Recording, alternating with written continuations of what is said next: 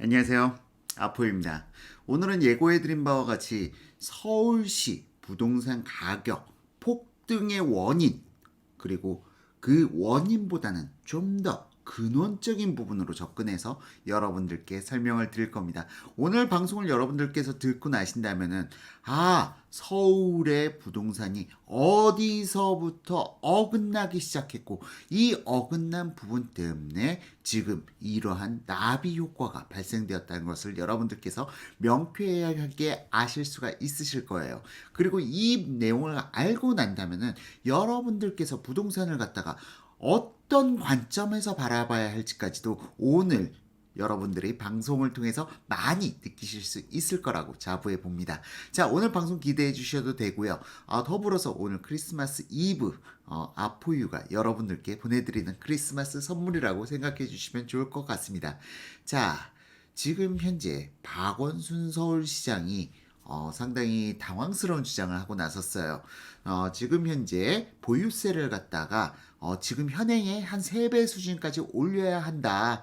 그리고 부동산 세금을 거두어서 공공주택을 갖다가 지속적으로 공급해 나간다면은 주택시장의 안정을 찾을 수 있다라고 주장하고 나섰죠. 하지만 박원순 시장 이분의 주장에 대해서는 저는 결코 공감하기가 어렵습니다. 일단 지금 여러분들께 설명드리고 있는 기저, 지금 현재 부동산 가격이 왜 갑자기 폭발적으로 상승하고 있는가라는 부분에 대해서는 지금 물론 현 정부의 책임론에 대해서는 부정하기가 어렵죠. 물론 지금과 같은 상황에서는 현 정부가 서울시 부동산 폭등의 주된 원인을 제공한 건 맞습니다. 하지만 현 정부의 정책만 가지고 이렇게 폭등한 것일까요? 아닙니다. 그 기저에는 조금만 툭 하고 건들면은 서울시 부동산 가격이 폭등할 수밖에 없는 요인이 만들어져 있었다. 자, 이 부분을 갖다 설명드리기 위해서는 지금으로부터 약 7년 전으로 거슬러 올라가 봐야 합니다. 자, 7년 전, 8년 전, 이 시기에 무슨 일이 있었는가? 지금 제가 한번 화면을 통해서 여러분들께 상기를 시켜드리도록 하겠습니다. 자, 지금 이거는 2011년 11월 26일 기사고요. 권도엽, 박원순, 재건축 사고 적나라한 치고받기, 이 기사 내용을 보게 되면은 지금 재건축에 있어서 박원순 서울시장은 재건축 정책을 갖다가 막아서는 주장들을 갖다 펼치자 해당 시점 국토해양부 권도엽 장관은 이 부분에 대해서 서울시가 재건축을 갖다 가로막게 되면은 종국에는 서울의 인구 증가 폭을 주택의 증가분이 쫓아가지 못해서 결국 서민들이 피해본다고 주장을 하였죠. 이 당시 권도엽 국토해양부 장관은 서울시 정책으로 인해서 주택 공급 감소에 대한 우려를 갖다가 표했습니다. 이에 대해서 박원순 서울시장의 입장에서는 권도엽 장관에 대해서 맹비난을 합니다. 서울시 주택 정책이 서울 밖으로 서민을 몰아내는 것이라는 권도엽 장관의 발언, 염치가 먼저입니다. 그게 상식이지요 라고 발언을 했는데요. 도대체 무슨 염치인지 이 당시에도 저는 이 기사를 갖다가 보면서 이해를 못했습니다. 어쨌든 박원순 서울시장은 재건축에 대해서 상당히 부정적인 입장이었고 국토해양부에서는 재건축을 갖다 순차에 맞게 그러니까 권도엽 장관은 순차에 맞게 재건축을 진행시켜야 한다는 그러한 입장이었습니다. 하지만 박원순 시장은 철저하게 그걸 막아섰죠. 이에 대해서 조선일보 기자는 두 사람의 충돌은 표면적으로는 재건축이 공공성 문제에서 촉발됐다. 하지만 결국 주택 공급 확대 등 성장을 강조하는 현 정부와 녹지 공간 확보 등 복지를 우선시하는 진보 세력 간의 주택 정책 철학이 표면화한 것으로 보는 시각이 적지 않다. 아주 정확하게 전곡을 찔렀죠. 어쨌든 이러한 충돌은 여기서 멈추지 않습니다. 이 이후에도 이분들은 수차 계속 공세를 이어가게 되는데요. 이 공세가 무엇이냐?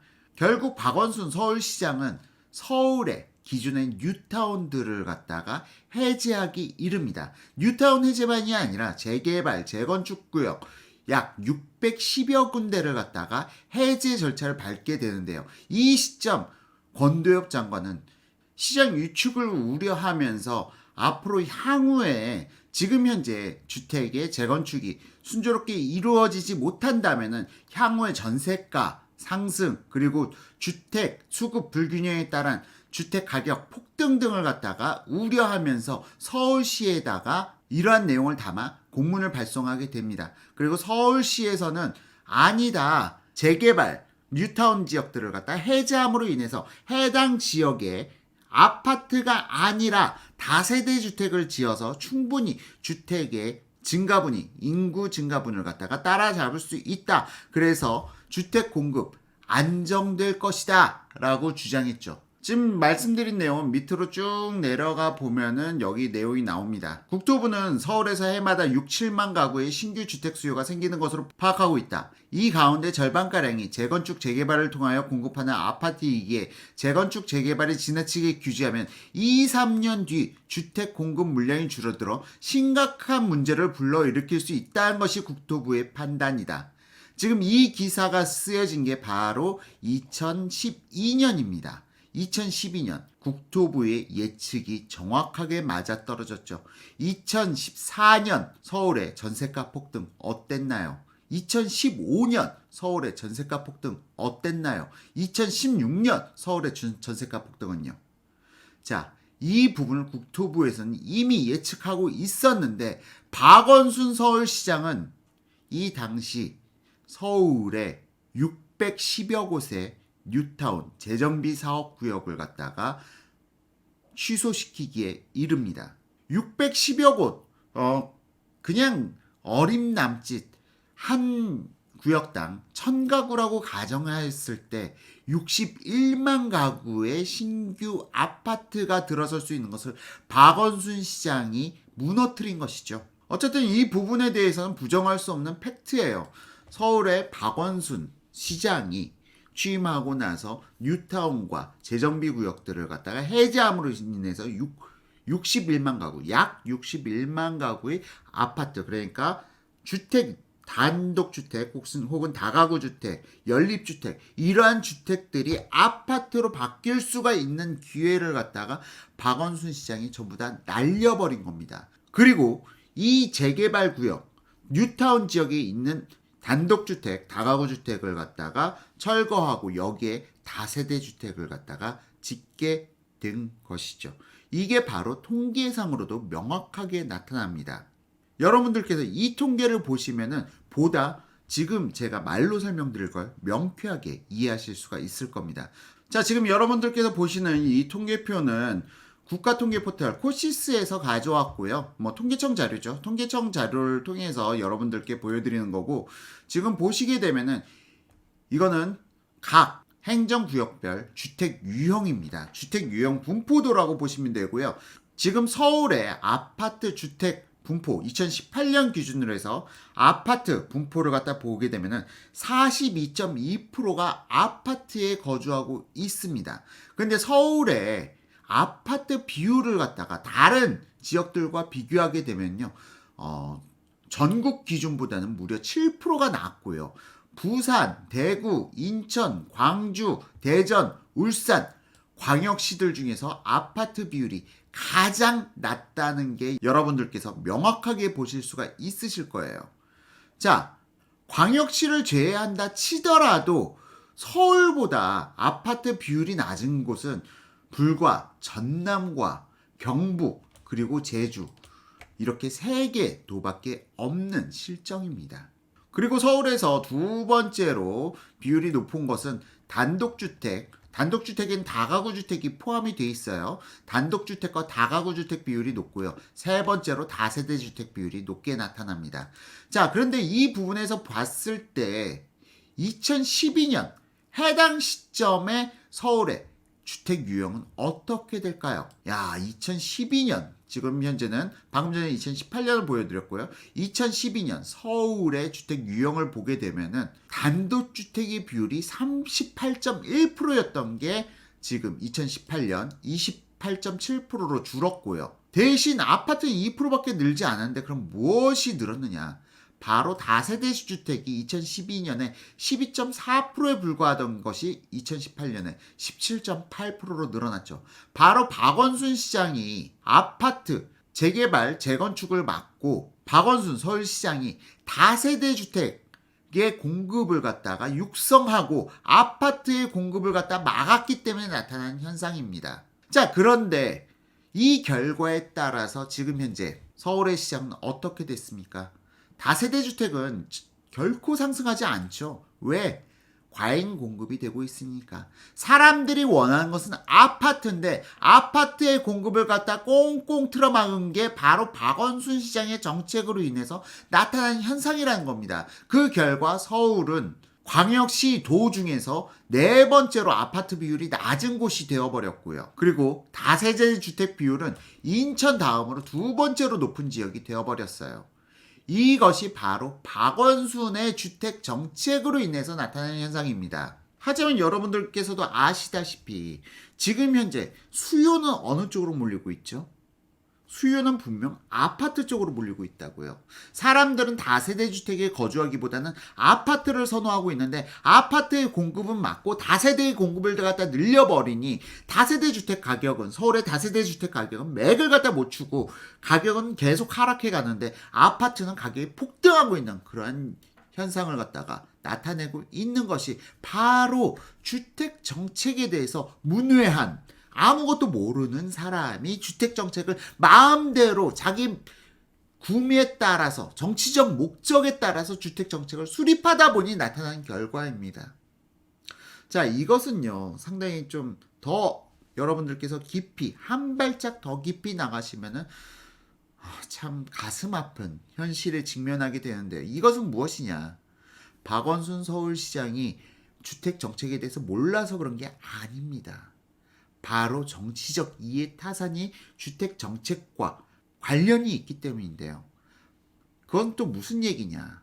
사람들이 아파트에 거주하고 아파트를 소유하면 소유할수록 이 사람들의 정치적 성향은 보수에 가까워지고 그리고 다가구 주택, 연립, 그 노후화된 주택들이 많으면 많을수록 이 사람들, 가난한 사람들은 진보적 성향의 정치 성향을 갖다가 가질 가능성이 높기 때문에 이 사람은 정치적 이해 타산에 따라서 아파트의 공급을 갖다 막은 것입니다.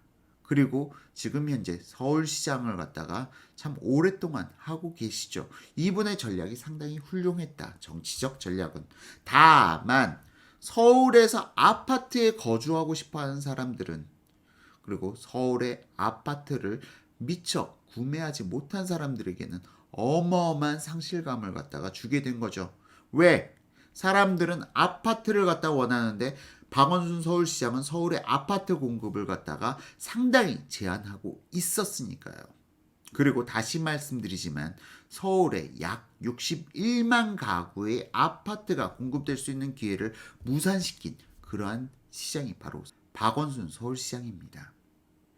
자, 지금 주택가격이 폭등한 거 물론 현 정부의 과도한 세수 정책으로 인해서 주택가격이 폭등한 것은 부정할 수가 없는 현실인데요. 이 문재인 정부의 과도한 세수 그러니까 안 그래도 박원순 시장의 잘못된 주택 정책으로 인해서 서울의 부동산 시장은 아파트 시장은 상당히 불안한 상황에서 문재인 정부가 개념 없이 또 여기에다 세금을 갖다가 쏟아 부어대니 안 그래도 서울의 수요 대비 아파트량은 적은데 여기에 늘어난 세금은 바로 매수인한테 전가돼서 서울의 주택가격 폭등을 갖다가 불러일으킨 겁니다. 따라서 서울의 주택가격 폭등은 박원순 서울시장과 그리고 현 문재인 정부의 완벽한 콤비네이션이 만들어낸 결과인 것이죠. 자, 여기까지 들으셨다면은 제가 명확한 수치적 근거 그리고 과거의 기사들을 갖다 여러분들께 보여드렸어요. 자, 지금 서울의 주택가격 폭등에 대해서 이제 어느 정도 이해가 되시나요?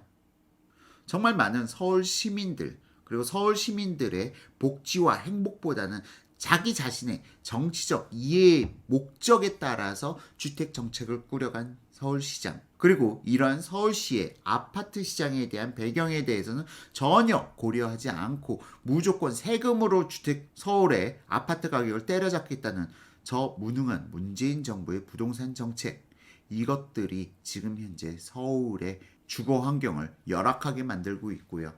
또한 아파트의 수급 불균형을 불러일으킨 것입니다. 참 안타까운 일이에요.